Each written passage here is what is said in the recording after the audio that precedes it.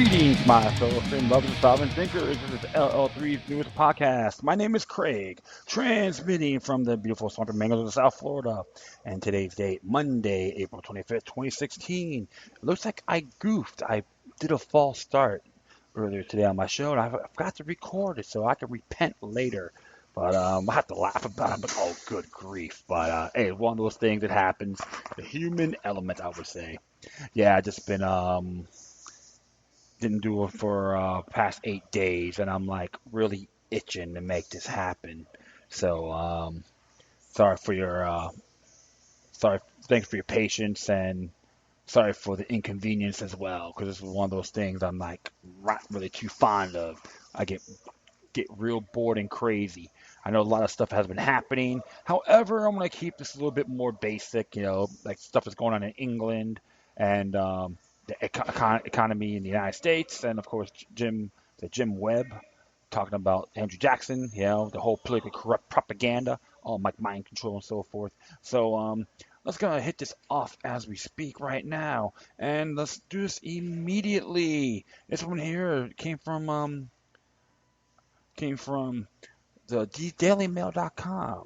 It came out a couple of days ago. It's interesting here. It says here, America isn't our special friend. It ruined our Navy, empire, and future.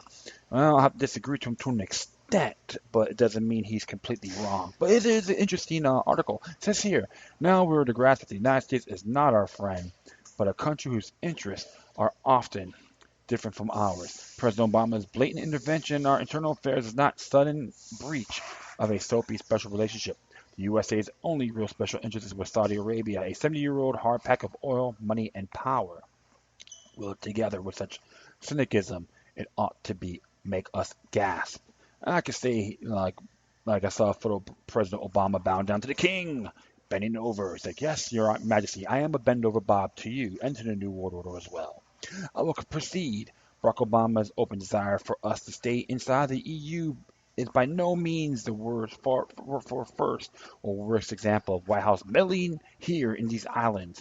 Bill Clinton forced us to cave in to the provisional IRA in 1998, and his successor George W. Bush continued the policy by making us do thin finds bidding afterwards. Yes, we should not stick into people's affairs. And Congressman Ron Paul has been speaking about that, but those knuckleheads in the United States believe he needs to wear a tinfoil hat. Well, look what happens right now, correct? Something to think about. Washington came close to scuppering our recapture of the Falklands in 1982, and with current state of armed forces, which can nowadays do nothing without American support, I often wonder how the White House and the Pentagon would behave if Argentina once again seized Port Stanley. I remember that time too, and that was a big mistake. Of course, there's a video, of Obama and Michelle arrive at Kensington's Palace for dinner, and you got the freeloaders looking real pretty with them. Good grief, that's pure blasphemy, I would say, to those pathetic, disgusting puppets. If anyone thinks Hillary Clinton is a great friend of Britain, they're in for a big surprise. Of course, she's not even a great friend of the United States of America as well, my friends. But surely the Americans fought us shoulder to shoulder against the Kaiser and Hitler. Not exactly. The U.S. quite rightly fought for its own interests in both great wars, not for us. We ran out of money after the First World War. Washington seized the chance to force us to limit our navy and so began to overtake us as the world's major naval power. We had feared Germany would do this. It is one of the great ironies of history that it was the U.S. that ended British sea power. I would actually say the Council of Foreign Relations, the World Bank, the International Monetary Fund used the United States as a patsy nation. But I'm not refuting this guy whatsoever. In the blackest months of the Second World War, just after the fall of France, the U.S. Congress demanded almost every penny we own before it would authorize the famous Lend-Lease program. The secret convoys of Royal Navy warships carried out reserves of gold bullion estimated to have been worth 26 billion pounds in today's values. Across the Atlantic, mostly never to return, billions of negotiable securities went the same way, and British assets in the USA were sold off at absurdly low prices. I don't blame the Americans for this. In 1934, Britain had defaulted on her giant First World War debt to the United States, or USA. This was now worth 225 billion pounds in today's money, depending on how you calculate inflation. We still haven't paid it off and never will, though it is not considered polite to discuss it, and it's one of those facts so grotesque that most people refuse to believe it when first told of it. During the Hitler War, the USA gave us enough aid to stay in the fight, but not enough to recover our former economic strength. The eventual peace was made on American terms and Soviet terms, with us as onlookers. And after the war, Marshall Aid came with strings, opened up the British Empire to outside trade, and then begin to dismantle it. Not wanting to get embroiled in any more European wars, USA also put a lot of effort into creating a permanently united Europe. Documents came into light in the 1990s, probably by accident, showing detailed CIA involvement in the European movement. I regard America's behavior as perfectly reasonable. It's the sort of thing we used to do when we were up a top nation and had more sense than to squander our wealth on idealistic foreign wars. I like America and Americans. Lived there happily for 2 fascinating years and wish them well, but I will never forget that the USA is another country, not a friend or even a cousin, nor should you. It says here, that's interesting because there's another article on here as well about about what is it? Let me see. Another one too about about brilliant Helen in the front of the Moral War, and there's an article on that. So I'm just gonna leave it right there. So it's a totally different, different article, but I'll post those both. But it is true because, like what you say, like we should never really get into any affairs with. It should never get into affairs with anybody. We should be staying out of foreign entanglements. Even the founding fathers, even the ones who wrote the Federalist and Anti-Federalist papers, they had their differences. But when it comes to an empire, they both of these and writers from both ends of the debates were boldly opposed it. So this is really strange because, like I said before, that even the banks, the big banks, the foreign bank cartel, the World Bank, the IMF, they're like part of it, and the United States is just another patsy nation. It's nothing new whatsoever. It's like the patterns are still the same. So that's why you gotta look into this a lot more thoroughly. But the truth of the matter is, my friends, this is really he has some great points, but you always gotta examine the bigger picture. This is what the New World Order wants. Okay? They want us divided so they can rule. So this is just another example of that on this whole economic affairs. And of course, you see Barack Obama, President Barry Soetoro himself, he is really getting a lot grayer. Wow. So it's a good little blog. I will give him credit for this, Mr. Hitchens. He has his great points. And this next one here came from England as well. The NUS, no platform policy, goes too far and threatens free speech. It's by Peter Tatchell warns. This is by Rachel Pels. It says here, students have gone too far by continually oppressing free speech with university safe space policies. A leading human rights campaigner has said nearly two-thirds of UK university students said they believe the National Union of Students is right to enforce its controversial no-platform policy, whereby individuals or groups with opinions deemed to be offensive can be banned from speaking on student union premises. How pathetic is that?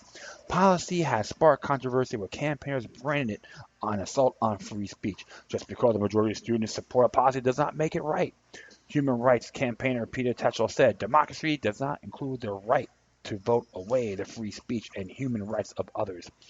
A BBC survey revealed that along with 63% of UK university students being favored of the NUS policy, more than half of the number of students also thought the policy should be actively enforced against people who can be found intimidating.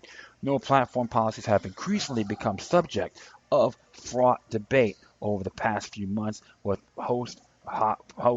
high-profile speakers, including feminist writer Germaine Greer and human rights activist Maryam Namazi asked not to appear at student events for fear that their opinions would be upsetting to some students. Oh my goodness, those words are so sensitive. I'm so offended.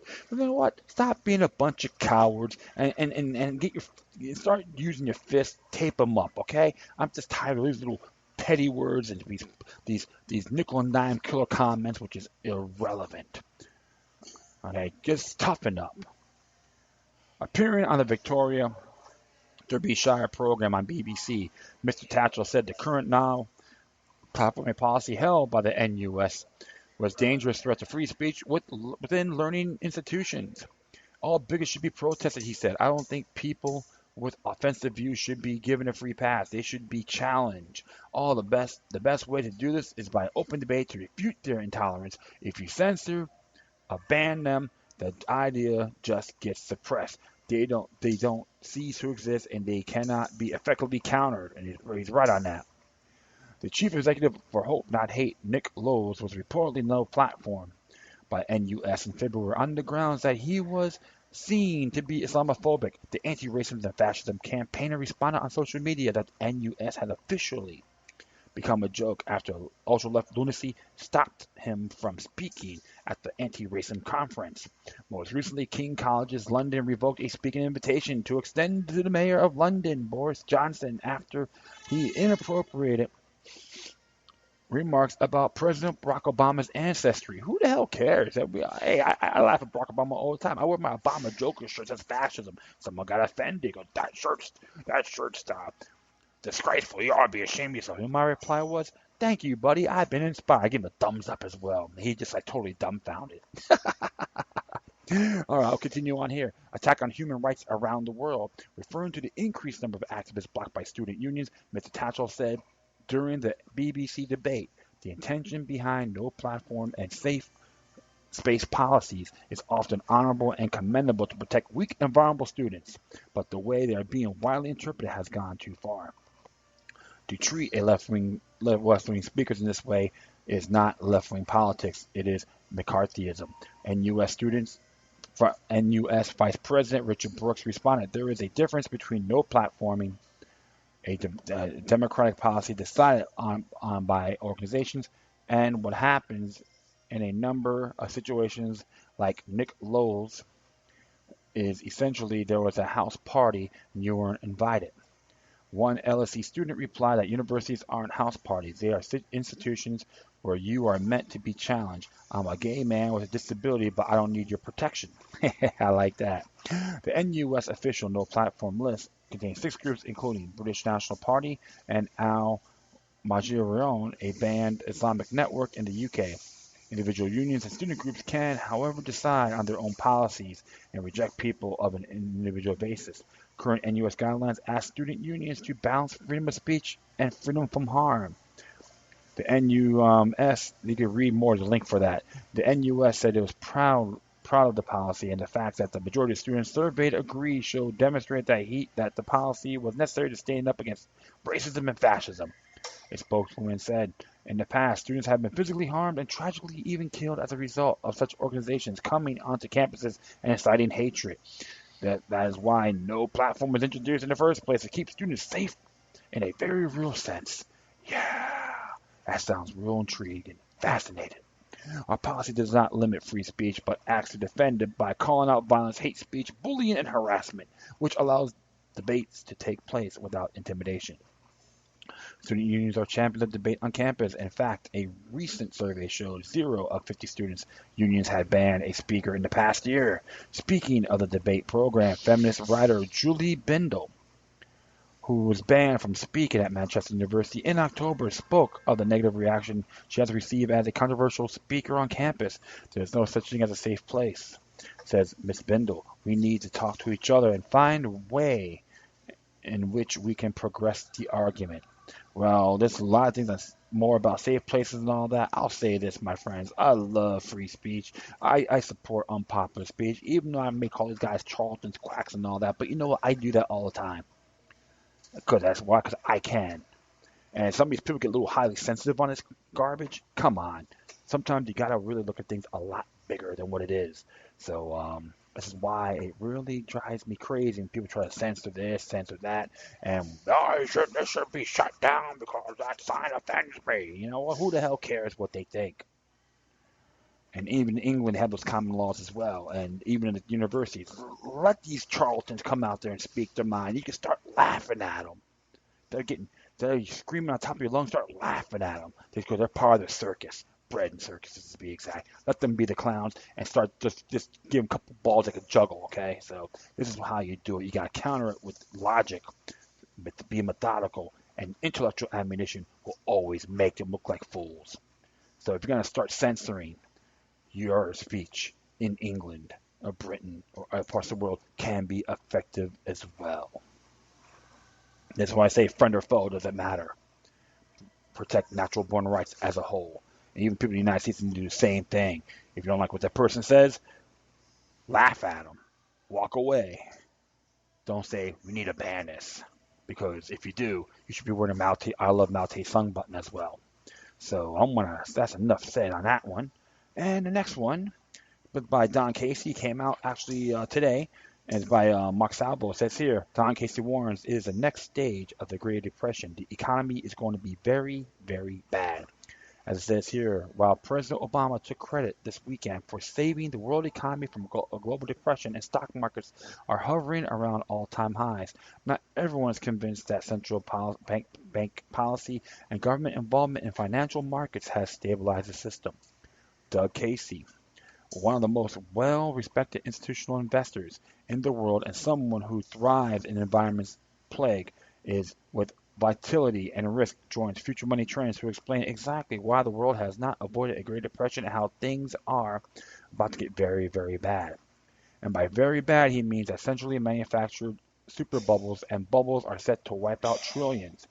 You got to remember that all these governments and central banks all around the world have driven interest rates, not just to zero, but to negative levels in some cases. And they are simultaneously printing up trillions of currency units. And even while they are desperately doing that, the economy is falling apart in lots of different ways. They have created a super bubble in bonds, a bubble in stocks, and meanwhile commodities have collapsed and are below production costs in many cases. The economy is going to be very, very bad. It is the next stage of what I call the Great Depression. There's a full interview on Future Money Trends and watch on YouTube. But essentially, manufactured bubbles burst in one sector of the economy, says KC Capital, will flow en masse to other sectors as investors panic. First to safe haven assets like gold, and then to broader commodities, which have been left for dead since the start of the decade. Commodities, despite the fact that the economy is going to be bad, I think are headed up at this point because they're only cheap thing in the world, and that's where a lot of this access money is going to flow. The access money is going to flow rapidly, as Casey notes. While there are many, maybe panic in selling some parts of the economy, there will be panic buying elsewhere. I'm extremely bullish on gold. It bears emphasis. Gold is the only financial asset that is not simultaneously somebody else's liability, and all of these paper currencies all over the world are going to their intrinsic value, which is essentially zero. What these central banks and governments are doing is incredibly irresponsible and stupid, printing these currency units up by the trillions. So there's going to be panic into gold. As part of your going to find China, maybe Russia are going to go to the go back yuan and go back ruble because they want to dethrone the US dollar as the world's premier currency. The U.S. government is going to do it because of its incredibly foolish policies. As you might expect, Casey found is on the assets no one else has been interested in during the run-up in broader stock markets, and like the Chinese government has been acquiring major stakes in commodity producers, including one particular gold mining company. Yes, it is possible at this point to invest in companies that will rise 20 to 30 times their current prices because there's going to be panic into gold and it's going to take gold much higher. Next commodity bull market is going to be led by gold and it's going to take these stocks with them. I think this is the best part of the market to be in. On America's political future, Casey, a self-avowed anarchist and an establishment proponent, says he supports Trump because he's the only thing in the field who is not a professional politician and perhaps the only one who can change the system and as it exists today for the better. Yes, he says a lot of stupid things, but all these people say incredibly stupid things, regardless of the persona he's projecting at the moment to get attention. I think he's much more intelligent and much more responsible than any other people running. I think he's definitely going to be the Republican candidate unless he's actively defrauded. I think he's going to win regardless of whether Hillary is a Democratic candidate or not. Hopefully she'll be indicted for one or more of her numerous crimes before that happens. It's interesting there, you know. I'm putting money on Trump for winning the election. Not my ideal choice, but by far the best choice we have. He actually has an understanding of business and he has common sense and he's not part of the political machine. Pray that Trump makes it because he's at least warlike of all these people. He's a person that least likely to involve us in World War III or something that resembles it. I believe politics is the problem, not the solution. I support Trump and hope he wins. Remember, we're going into the Great Depression. He's certainly better than anybody else that's out there at the moment. That's from the two mainstream parties to be exact. But the legendary international man isn't just putting all his eggs in one basket in the hopes of Trump victory of some sort of magical solution to the problem the United States faces. Casey says you need to diversify in these times of uncertainty and not just with your financial portfolio. It is important to diversify investment-wise in heavenly gold at this point, and it is even more important to diversify internationally and politically and geographically. You don't want your eggs in all your eggs in North America. It's a big world out there, and there's most of the world is doing better than we are. So he has those certain good points. Okay, he's talking to a person not a big Trump supporter, but I understand where he's coming from those areas. And when you think about this, my friends, whether you support the man or not, they're all going after him. Everyone's scapegoating Mr. Trump. And that's pretty damn ludicrous. Yeah, I criticize him too, don't get me wrong, but I told everyone, nail them all, which I've been bashing them all. Even in the past podcast, you can hear I do criticize a lot of them.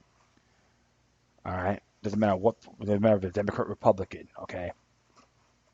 I see things a lot bigger. And I know many of my listeners out there do the same. And so, but we got to prepare ourselves from this Great Depression. We need to resolve it too on a local level. Let's help the local economy. Let's help work with the farmers. You all got skills. You all can trade with one another. I'm not saying it's going to be easy. We can unify. They want us to divide so they can rule over us. They want us to depend on them. And they don't give a damn about you or not. It doesn't matter what you look like, who you lay, who you blow. It doesn't matter. They think we're numbers. I don't believe that. We're all unique individuals. We all got great gifts. Let's share that to one another and not get programmed by these mind control fiends, okay? You're trying to give us the Jim Jones syndrome. So this is really something you got to really look at and think and prepare yourselves. But thanks to technology, we'd be a lot better ahead than what happened in the 1920s. The big central banks are trying to rule us all. We got to tell them to stick it where the sun don't shine. As far as I'm concerned, they need to be indicted for treason if they're so-called American citizens. Espionage, RICO, all that. But too many politicians like Hillary Clinton and many others are bought and paid for by the banks. They stole their souls, they spread their legs, they bend over for them. The Uncle Toms and Aunt Jemimas in the political realm and beyond. I say that ethically. So prepare yourselves, my friends. Hopefully it won't happen, but you never know. Hope for the best, prepare for the worst, right? Okay, finally, this comes from the Washington Times, came out today. Is it today? Yeah. It says here, Jim Webb praises Andrew Jackson, blasts the myth of universal white privilege. Former Democratic presidential candidate Jim Webb blasted the myth of universal white privilege in an op-ed praising former President Jackson after it was announced last week that he would be replaced on a $20 bill by abolitionist Harriet Tubman. In an op-ed for the Washington Post, a former Virginia senator wrote that the left-wing criticism of Jackson's presidency offers an indication of how far political correctness has invaded our educational system and screwed our national consciousness. In other words, dumbing the American people. This dismissive characterization of one of the great presidents is not concurring in a vacuum, Mr. Webb argued. Any white person whose ancestral relations trace to the American South now risk being characterized as having roots based on bigotry and undeserved privilege. Meanwhile, race relations are at their worst points in decades. Far too many, most of our important discussions are being debated emotionally without full regard for historical facts, he continued. The myth of universal white privilege and universal disadvantage among racial minorities has become a mantra, even though white and minority cultures alike are vary greatly in their ethnic and geographical origins, in their experiences in the United States, and in their educational and financial well-being. Mr. Webb praised as Jackson's a transformational president hated by the reigning English American elites as he brought populist frontier style democracy to our political system. He acknowledged that Jackson ordered the removal of Native American tribes east of the Mississippi River, but said the move was supported by a string of presidents and questioned whether Jackson's motive was genocidal. Indeed, it would be difficult to call someone genocidal when years before, after one bloody fight, he brought an orphan Native American baby from the battlefield into his home in Tennessee and raised him as a son, Mr. Webb argued. Jackson was a rough-hewn brawler, a dueler, and a fighter. For 8 years, he dominated American politics, being a coarse but refreshing openness to the country's governing process, he argued. Mark Twain once commented that to arrive at just a estimate of a real man's character, one must judge by standards of his time, not ours. But by any standard, we should respect both Jackson's and Tubman's contributions, and our national leaders should put aside their deliberate divisiveness and encourage that we do so. I have to agree with Mr. Webb on this. And interesting about this, about the $20 bill being changed, I will say this. Andrew Jackson and Harriet Tubman are rolling in their grave because they've voted, they battle against two different forms of enslavement. Now we're all in this technocratic central banking plantation. And furthermore, too, people gotta stop this whole political correctness, get out of this mind control garbage you're trying to shove down our throats. You all think we're a bunch of dumb, stagnant fools. And I'm not saying Andrew Jackson was a saint. The man had a lot of rough edges, including you and I, and people you love. It's very interesting when they try to use this whole white privilege thing as another form of mind control. They want to make people feel guilty. Because remember, even during the time they thought the African or black man, people were animals, were like barbarians, which is totally irrelevant. Like I said before, we all got great gifts. We all have great skills. We all have great passion. And I'm not saying this on conscripted multiculturalism. I believe in voluntary basis, not conscription. Okay. So this is why always got to look at these things, and you always got to back up your views on facts, not just someone's damn opinion or we see in face value. That's another form of mind control. Come on, Fido, listen to okay, boss. They want us to all be house and field peasants. We got to start using our um, intellectual thought process for our own well-being, self-contained, or actually think for ourselves. And like I said, even with him slaughtering Indians, the Native Americans, and he rescued one of them in his home in Tennessee, which is pretty interesting. Okay, so it's very intriguing. That's why you always gotta look at all this. We gotta unite as a whole, regardless of our differences. We have a lot in common. We do care about our family. We care about our friends. Doesn't matter what you look like. Because they got those bastards from the New World Order. Don't give a damn about any of us. They want us at each other's throats. They want to rule us. They want to slaughter us, for goodness sakes. Just go to George Guidestones. So this is what I gotta say. So I'm nothing gonna say about it. I could keep ranting forever. And I'd like to thank everyone for listening to the show. Plus, feel free to download and share us about the social media networks. And before, nah, you know what? I'll reconsider. If you got any comments, compliments, love letters, hate letters, criticism, or you got something that's interesting, whatever you do, please send it, correspond it with Decorum. You hit me on Facebook, Twitter, Google Plus, iHeartRadio, Spreaker, YouTube, Uh-oh, wait. Freedoms Network and Scene.life. Or you can email me at LookYouLuck3, the number 3, at gmail.com.